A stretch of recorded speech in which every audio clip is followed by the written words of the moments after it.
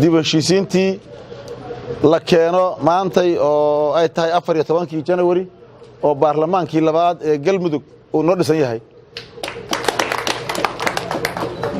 runtii guul weyn baa la gaaray horsocod weyn baa la sameeyay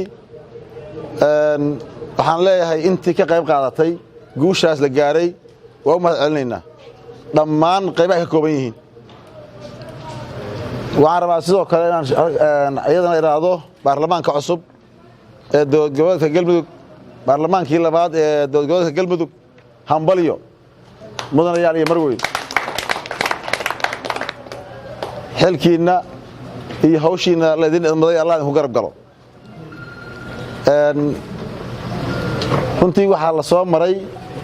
jid dheer oo caddaynaya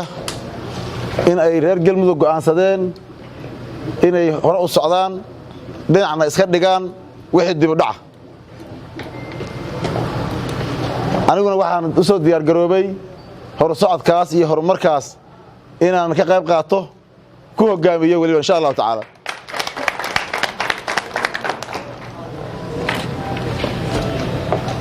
intaas waxaan rabaa inaan u daayo mahadcelinta ma raba inaan baarlamaanka iyo howlahoodii iyo aan ku sii dheeraado intaasaan mahadcelin u daynayaa mudanayaal iyo marweyn waxaan rabaa inaan halkaan idin kula wadaago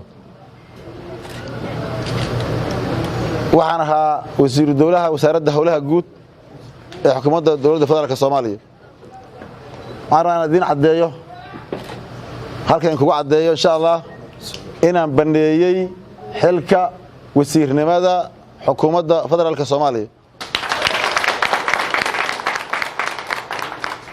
استقالتي waxaan u gudbiyay ra'iisul wasaaraha xukuumadda mudane Xasan Cali Khayre waxaan ugu mahadcelinayaa markaan ugu mahadceliyo madaxda qaranka gaar ahaan ra'iisul wasaaraha xukuumadda federaalka Soomaaliya iyo madaxweynaha jamhuuriyadda federaalka Soomaaliya muddadii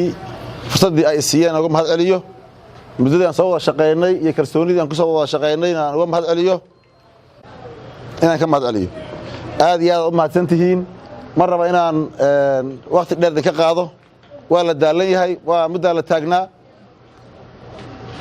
waxaan leenahay insha Allah taala doorasho waxaan filaynaa Galmudug sida hawluhu ku socdaan noogu dhacda si xor iyo xalaal ah aan lahayn caqabad laga fogaado wax kasta oo keeni kara inay noo keenaan dib u dhac hadday tahay dhinaca siyaasadda iyo hadday tahay dhinaca habsami socodka doorashada intaba in laga dheeraado laga fogaado laga dhowrsado wixii keenaya